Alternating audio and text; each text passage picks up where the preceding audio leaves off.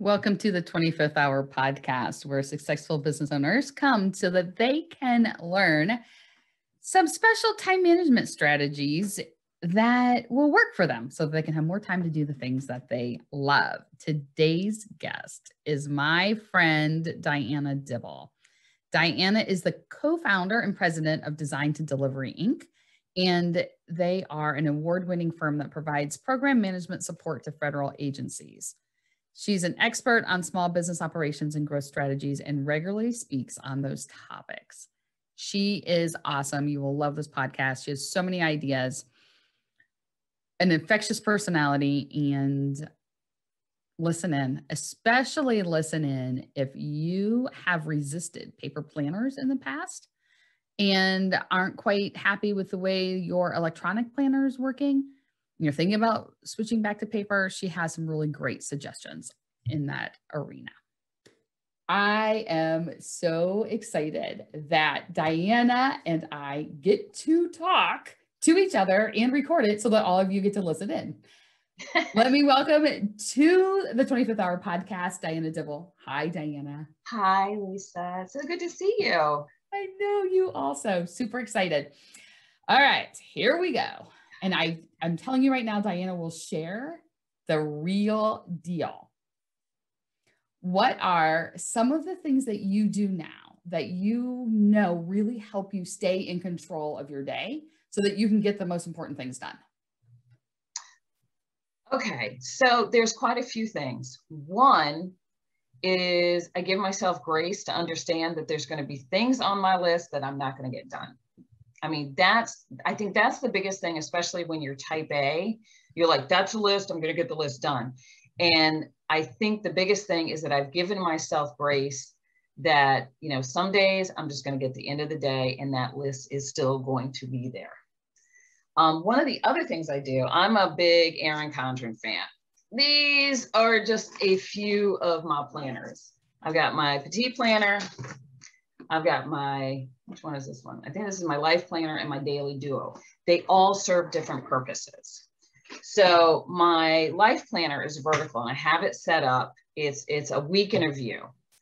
And what I've done is I have put all of my tasks that I have for a week. I start saying, this needs to be done on this day. This needs to be done on this day. This needs to be done on this day. And it has 3 sections. So I do high, these are the priorities, high, mid-low, and then there's a little section at the very bottom and I put miscellaneous. So that might be, I need to get groceries, I need to do laundry, might need to eat, those kind of things. From there, I take my task and then I'm able to put them into my petite planner, which I use the agenda. It's a daily view as a to-do list. There's no appointments in it. There's no nothing. Then my daily duo, which is also a daily view, but it has hours in it. So I can block out time that I have for meetings because I don't have time to always go back to my Google Calendar, but I also put focus time in there. So I'm able to say from this time to this time, I'm working on HR stuff. From this time to this time, I'm doing corporate. So I'm using the blocks of time to take the tasks that are priorities and I have them set up by type, corporate, finance, HR, personal, NAVO, and they're all color coded. And then I can use that time to knock out those priority in that task type. And it seems like it's a lot of work, but one, the creative side of it gets the other side of my brain working, which is calming to me. But 2, it allows me to say, at this time, I'm going to be focusing on these priority tasks for this part of my business. And then, then I make sure I put in lunch because I forget to eat. And then what we had talked about previously in the last video that we did, making sure that there's space in there. So I'm not putting everything on top of each other and I'm getting up, checking email and doing stuff from 8 o'clock in the morning to 8 o'clock at night. There is space for the emergencies. So that's really been working. I mean, and it's really funny because I am a person who's so organized and, so driven to make sure that everything gets done that I actually am getting more done with this new system, even though it seems like it's more work up front. So I'm curious, how long do you think it takes you to set up those pieces? So what I usually do is on Sundays, there's a woman who I'm friends with, Elena Sansino, who is a NABO Greater DC chapter member. And she calls these things brain dumps. So on Sunday, what I usually do, I like to do the layouts for my planners, because I like the stickers and all the fun pins and everything. And I start looking at what didn't I get done last week? What do I have to get done this week? And I do it while I'm watching TV. It's not that big of a deal. Like, you know, it gives me a chance when it's quiet versus trying to do it, because when Monday comes, I hit the ground running. So I try to do the brain dump on Sundays, or if it's a quiet Friday, like when do those happen? I try to do it on Friday. Oh, yes. You know, and then I don't have to deal with it over the weekend. But it may sometimes be, and this is where the grace comes in, I don't get it done until Wednesday, you know, because I needed to get some other stuff done. But the biggest thing is I've taken the stress out of it, which I think burns more energy and makes you less productive than just saying, I'm just not going to do it. I need to take a break.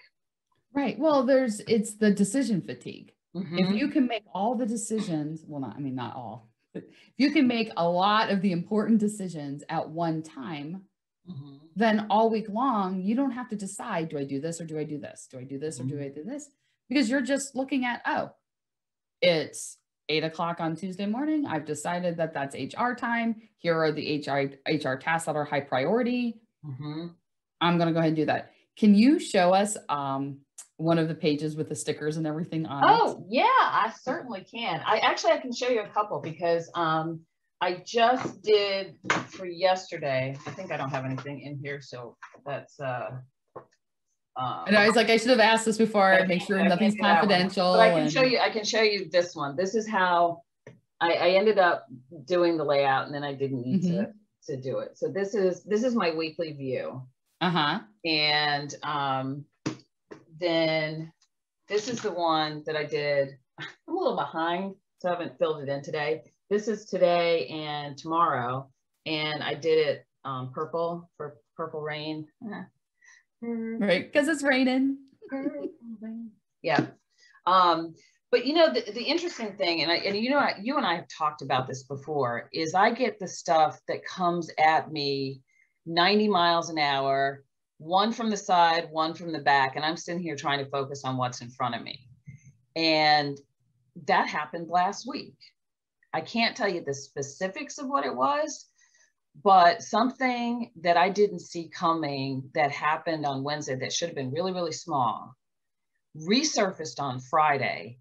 It took up all of my Friday, some of my Saturday, part of my Sunday, and a good portion of Monday. And normally, before you and I had talked before, I would have been like, I'm just going to stay up until 2 o'clock in the morning. I'll be crying, but I'm going to get this stuff done. And you know what I did? I just cleared my schedule and said, none of this is getting done today. This is a priority. Everything else has to drop. And anything that was real big, I made some phone calls and said, I need you to handle this. I need to take care of this other stuff. And that's been huge. Yes. That's been really huge. Right. So one thing I want to make sure I jump in and say, Diana has referenced a couple of times that we've spoken before. We're going to put the link to that in the show notes so people can listen to our previous conversation. But when you say you made some phone calls and said, can you handle this? Who did you send that in general, who did you send that kind of stuff to? To my VP of business operations. And normally I don't send her additional stuff like that because she already has a full plate. But I was like, you know what? She's going to have to push down some of her stuff to our business operations manager. What happens? The business operations managers learn something new, and we can push that down. The VP of business operations learned something new. And it didn't take me as long as I thought it would to be able to pass that on. because I kept saying, oh, I don't want to overburden her, because when you do that, then, that's when mistakes happen, and on and on and on. But I had to take my trust of them to another level in order for me to be as productive as I needed to be, because I sacrificed my productivity for their comfort. And it turns out they, one, had the bandwidth to do it, and two, liked the new responsibilities. So, and you know how it is when you get something that you really enjoy, you get that burst of energy. So it was humbling.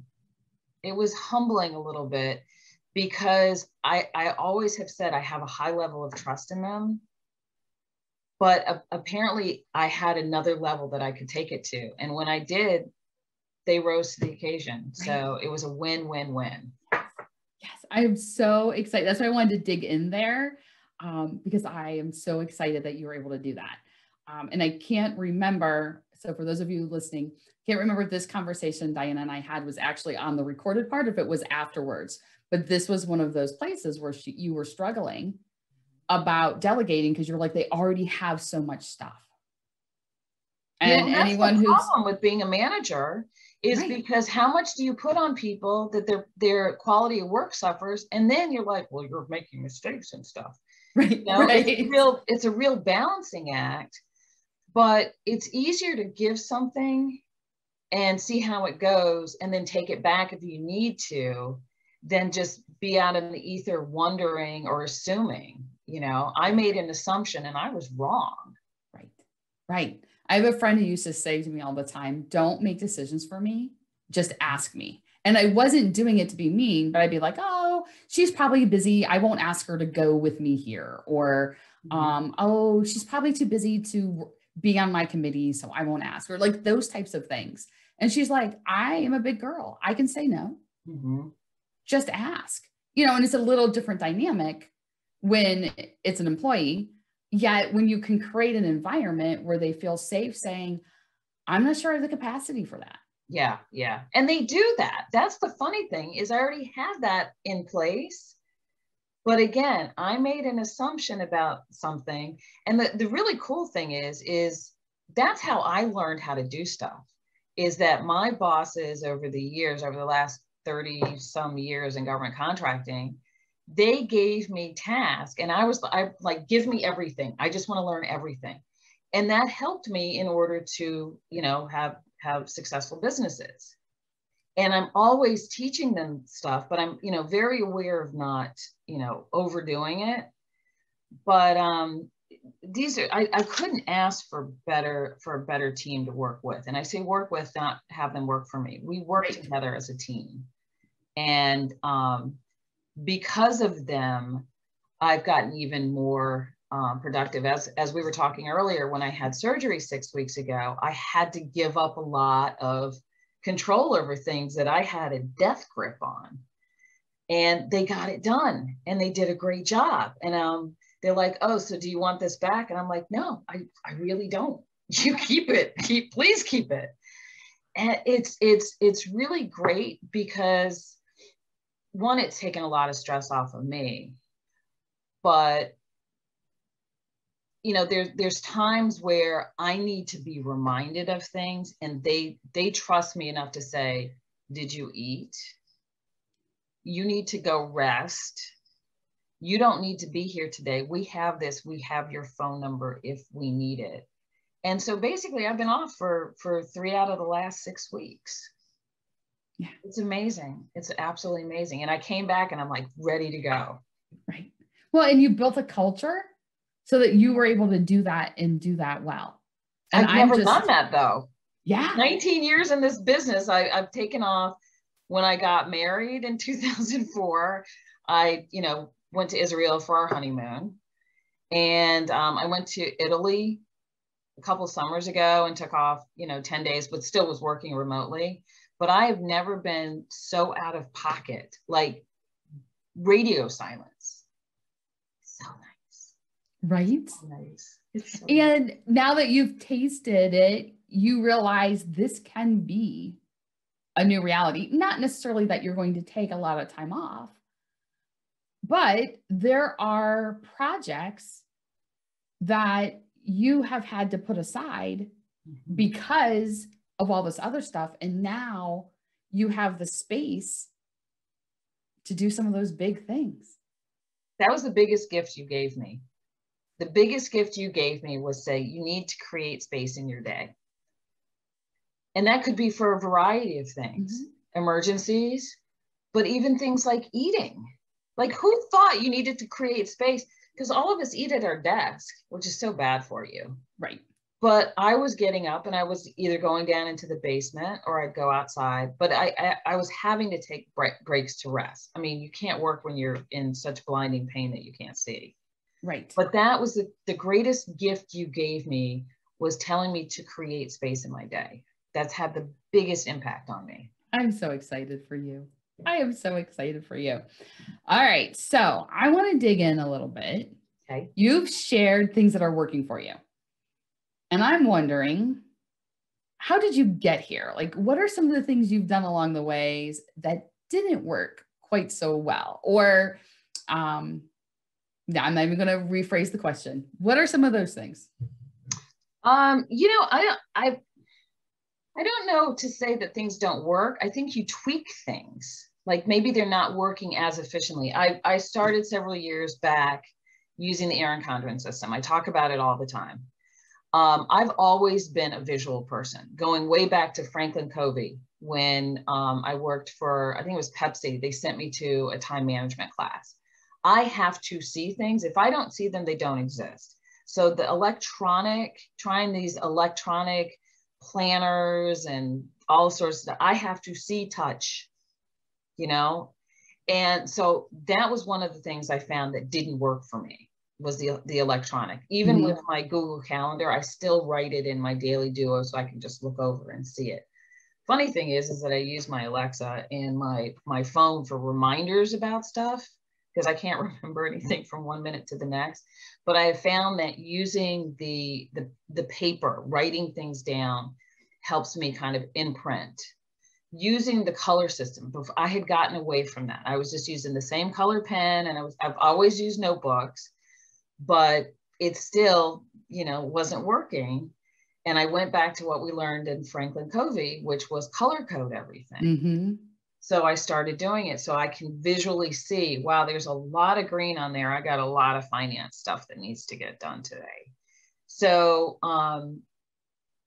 those are the tweaks that I had to make. I think those are probably the biggest ones. Now, when you work with paper planners, they have so many different brands and so many different things, and on and on and on. So you kind of have to find the one that fits. That's why I have so many. But what wasn't working for me was trying to put everything into one planner. So that's why I have the Life Planner, the Daily Duo, and the Petite Planning System. And you're going to laugh, these are my other Petite planners. Wow. This is my personal. And my business partner and I have another business. So things like my social media planning, the book ideas that I have, and all this other stuff goes in here. This is my health, which has a lot of gratitude and, things that are related to it. It also has a fitness tracker and all that other stuff. And then this one is finance. So I have budgeting, goal setting, and on and on. What I found is I cannot put everything in one place. I have to separate it out. So I know that if I'm working on something that, that's not directly related to the business, it's going to be in one of the other ones. If I grab my blue one, that's stuff that's business related. And within it, there's a separate, they're called journals. They're just like lined paper. I have a separate one for Navo stuff. So I have, everything I have to do for being on the board of directors and the chair of the advocacy committee. That's in one journal. Then I have a separate journal that's just training. So when I take training classes, that goes all in that journal. So I've had all the tools, and what I found that was not working was me getting away from the things that I knew worked for me. Right. You know, trying to, let's try this new thing, let's do whatever. And I went back to the basics. Yes. Yes. That's a long way around. But no, but I think what it but is. that's, you know, I think that's the important thing. So many times when I work with clients, we'll talk about, well, what worked before? At one point you were successful. What did you do then and what's changed? And so many times I'll hear, oh, well, nothing really changed. I just got away from that. And it's like, but that's a big change. That's a huge change. You're a smart person. And then you kind of fall away, and then you recognize it and come back. And so what I'm laughing about is my gratitude journal is also pink. And I think we were probably at the same Cubby workshop when I first started as an administrator in high school. They sent me to one, because everything you're saying, I was like, oh yeah, I did that. Like, did you get the big Padfolio like this? Don't laugh, I still have it. I do too. It's on top of my shelf in my office, because I kept going back to paper. And even when I stopped using their system, I still use their folio. I still use the traits and everything. And it's so funny because there's so much peer pressure to do other things. Like, you know, like sitting here on my desk is my my tablet, you know. So when I travel, I was taking notes in it because it has a pen, and, you know, on and on. And you know what I found out? I never got back to look at it. It's great. It's convenient. It's whatever, but it's just trendy for me. It was not usable because I'd have to open it up, and then I'd have to find the page and what was it, versus now I know it's in this book, it's in this journal, and it's all dated. It's easy. I can flip pages. I can't flip pages in there. Yeah. No, here's mine. I use the planner pad, and everything. So like when you're talking about high priority, medium priority, things like that. So some of what you have in multiple things are laid out for me here, because like my appointments are here and what I'm doing. But once I had one that was a little bit smaller than this, a different brand. It was too small. I can't get all my stuff in there. You can't, yeah. And then what's good? Well, you know, why is that good? Right. And then I had one that was bigger, which was great. I had all the room in the world, but it wouldn't fit in my purse. Yeah. And so then I wouldn't take it with me anywhere. So like I always share with clients, stick with it for 3 months. And then after 3 months, if it's still not working for you, identify exactly what's not working and all the things that are before you make a switch. Yeah. Yeah.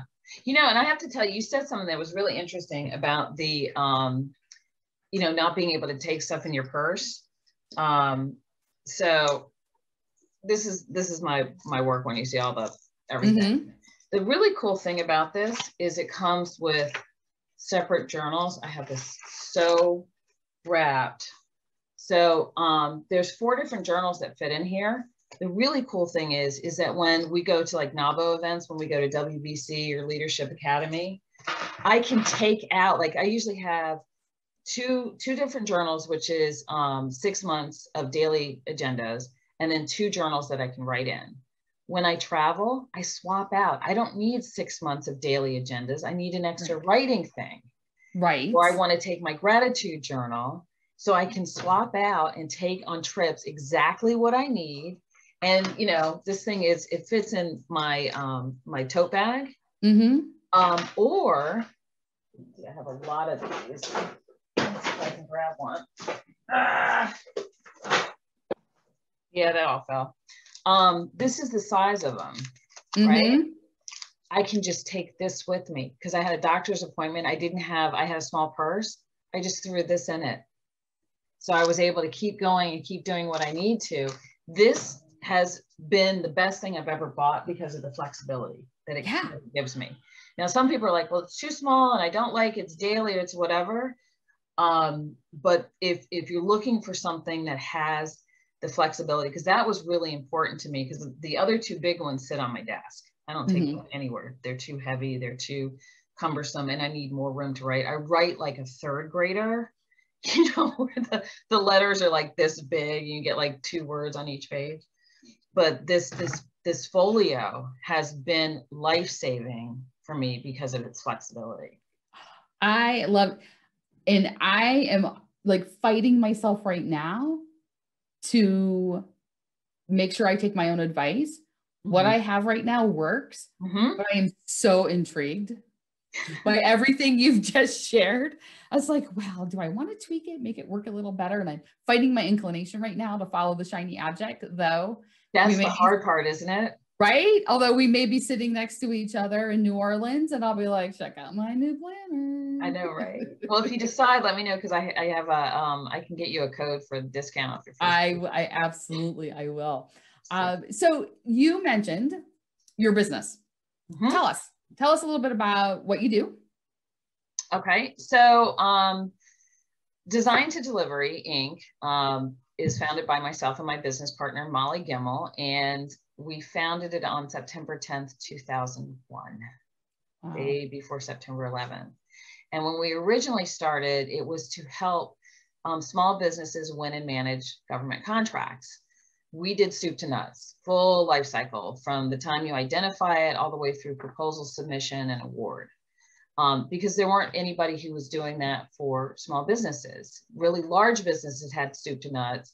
Small businesses had to literally go to like 4 or 5 different companies, and that created issues with continuity and stuff. Timing was really good because we knew defense contracting. So there was a lot of opportunities for us to help small businesses. Then several years into, and I don't even remember how many years at this point, it's probably like 10, 11, 12 years, we switched because after the recession, our biggest customer went out of business owing us $500,000 or $250,000. So we're like, oh, we need to pivot. So we pivoted into supporting the federal government agencies directly, and we work in their procurement offices, providing acquisition support. And that's what we're doing now. So we are currently in, I think, 7 different states. We have about 80 some employees. We have 2 offices, one in where are we? Bethesda, Maryland. Like, where do I live, right? And in Indiana, and then the rest of our people work on government sites in different places. But that's pretty much what we do. And then we started a second business back in 2014, which is a wellness center. And after several years of that not working out, we closed it. And then we just started another business. It's called M&D Adventures LLC, M&D, Molly and Diana's Ventures, where she's working on a book. I'm working on some stuff. And then that's where we're going to do our speaking, because we are targeting particularly women-owned businesses in topics like leadership, operations, because a lot of people, that's my sweet spot. And right. A lot of people don't talk operations, growing your business, and then also pivoting. I mean, our story, we started on a pivot. Right. We had to pivot again after the recession, and I think that was 2008, 2009. And then we've had to pivot in terms of how we're doing business since the pandemic. So I've got some really good information and good stories, and I'm happy to share them with people. Yeah. Oh, and I didn't put together your second business until just now. And I love the name. I like knowing both of you. That is isn't it? Because we're always on an adventure somewhere. I mean, and it's interesting because our business is going to be 20 years old in September. And people are like, what's your secret? And we're like, what's your secret? Because it's just, we've known each other for over 20 years, and we're really family at this point. But when you look back, it's really hard to have a business partner, especially for that long, because usually at some point there's a falling out. Right. And, we've had arguments or disagreements, but we don't stay mad at each other for, longer than a few minutes. I mean, it's really unique and special. So we're trying to tap into that to be able to share with other people. But I think at the bottom of it is I trust her more than anybody on this planet. I'm sorry, mom and dad. You know, I mean, she is, when people say ride or die, that is my ride or die. I mean, just literally, I know that if I needed anything, that she would drop everything, and she knows the same. But I think the other thing is that I'm type A. I'm a type A personality, but I'm also a type B. It's the strength. I'm really unique, but I have like all sorts of crazy. I've got OCD. I'm like in the weeds, and I'm one of those people that have to have, you know, not just a plan B. I have so many plans. We've gone through the alphabet. We've got, you know, sub numbers, you know, dash 1A or whatever. And she's kind of like, let's wait and see what happens. So she lets me be, but it's also, we balance each other out. Right. Because we both couldn't be like me. We drive each other crazy. Right. Right. And vice versa. Yeah. Yeah. Well, we wouldn't drive each other crazy. We probably would just be so laid back that I was like, we wouldn't be getting everything done. Like, I'm like, okay, we need to do this because on December 29th, 2023, this is going to be due. So we need to start talking about that now. And she's like, are you serious? Hang up, get off my phone. Get off of my phone. So. But it's so great when you can find that person and then continue to build the relationship, because it doesn't happen by accident. Like there's work being put in on both sides to keep this relationship strong. But, you know, we started the business because like my background was marketing, business opportunity identification, strategic planning, proposal development. Molly's strengths were proposal development, contract administration, and pricing. So when we worked together, we met at Deloitte and Touche. Well, I was Deloitte and Touche. She was Deloitte Consulting, and we worked in the federal practice. So we already had complementary skills. Yes. So we're like, you know, we see this the same way, and on and on. So we decided to start the business because we knew with our skill set, we could, you know, do everything from cradle to grave, which is what we call it in our industry. The funniest thing, when we started the business, she goes, I am so tired of contracts and this and this. I really want to do business development. I'm like, oh my God, I am so tired of marketing because that involves people and I get anxiety around people. So we switched. We switched our roles when we started the business. And I think that was key, was right off the bat being able to say, I don't want to do this. I like doing this. And I don't think we would have had the longevity we've had if we hadn't done that. Hadn't flip-flopped roles. Hadn't flip-flopped. Oh. And again, I'm like the techie. I have like all the gadgets and on, but I will not give up my paper planner. Molly is not really this techie. She doesn't have to have the latest whatever came out and on. She's like perfectly happy in that electronic world. It is the strangest combination of people, but it works for us. Yeah. I was like, it works and it works well. Mm-hmm. Yay. Awesome. All right. So we talk about things working and working well. And you know that when you're able to create that environment, you create, quote unquote, create more time, because you have that extra 25th hour in a day. Mm-hmm. How do you like to spend that extra free time that you create? Ooh, that's a good question. I think it depends on the day. You know, some days I get into I'm going to cook and I'll, you know, whip up something, you know, amazingly gourmet. Some days I just want to go and watch HBO Max. Some days I want to just sit outside. Some days I play video games. I think the most important thing is that having that space allows me the opportunity to choose. Mm-hmm. I mean, that's the coolest thing. But I have been doing a lot more things that are creative. That's why I like putting stickers in my planners. Because people are like, why do you need that? And I'm like, because it's fun. It's allowing me to use a side of my brain that I don't get to use every day because of, you know, operations is not necessarily creative. accounting is definitely not creative. So that's a whole nother podcast. A whole nother podcast, and it's funny because my background, my undergraduate degree is in musical theater. So I have I was a professional dancer. I trained in New York and in the south of France. Like there's this whole side of me that doesn't always get used. And I'm finding with that extra time, I do more with my planners to play with that creative side. I've started using Canva to create more Instagram posts that are interesting.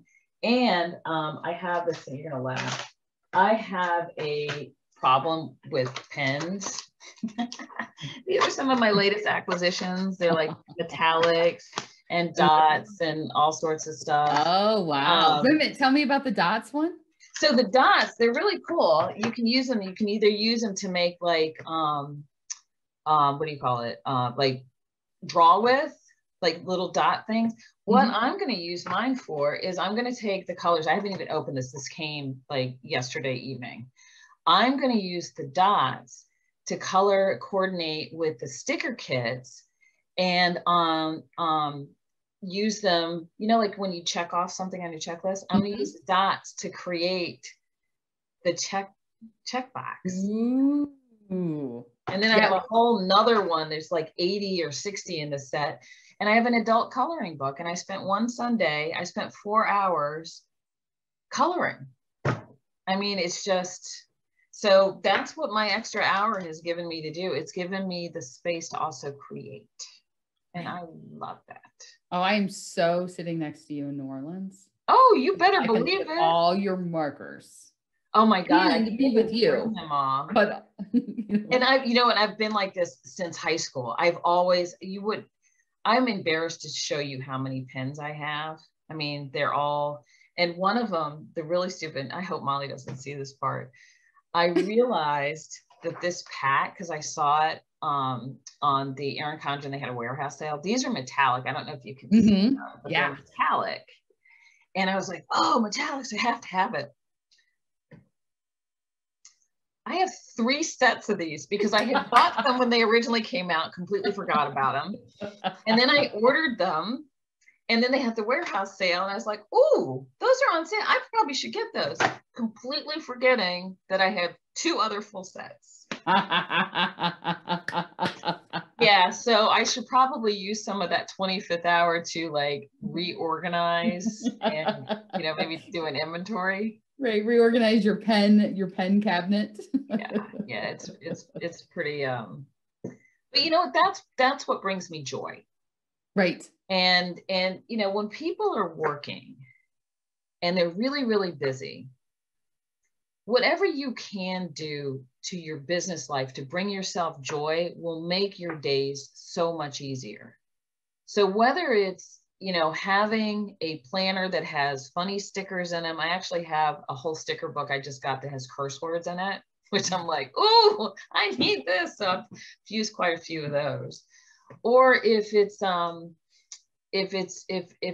whatever it is, we're so busy. I mean, sometimes you just do something you don't think of. And when somebody says to you, oh my God, thank you for that. And you're like, oh, what? That's no big deal. No, take a minute, take that in. Because otherwise we just move from day to day to day, like, foot soldiers. And if anything that this pandemic has shown us is we really have to invest in enjoying the moment, because you just don't know when the next one's not coming. Right. Absolutely. Which is the perfect place to end. Look at you. Brilliant ending. And thank you for your help, because you've really impacted, and it was something really small.